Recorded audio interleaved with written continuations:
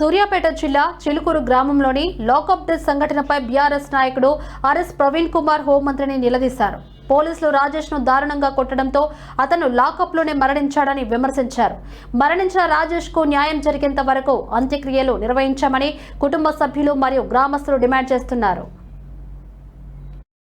కోదాడ నియోజకవర్గంలో చిలుకూరు అనే పోలీస్ స్టేషన్లో రాజేష్ అనే ఒక దళిత యువకుని సీఎంఆర్ఎఫ్ నిధులు పక్కదోవ పట్టినాయి, వాళ్ళకు రావాల్సిన నిధులు వేరే వాళ్ళకు పోయినాయని చెప్పి కంప్లైంట్ ఇస్తే ఆ కంప్లైంట్ ఇచ్చిననే తీసుకుపోయి ఆ రాజేష్ అనే ఒక దళిత యువకుని తీసుకుపోయి ఎస్ఐ కానిస్టేబుల్ అందరూ కుల్ల ఒడిచి ఘోరంగా 3rd డిగ్రీ మెథడ్స్ యూజ్ చేసి అతన్ని ఇంటరాగేట్ చేస్తే అతను చచ్చిపోయాడు.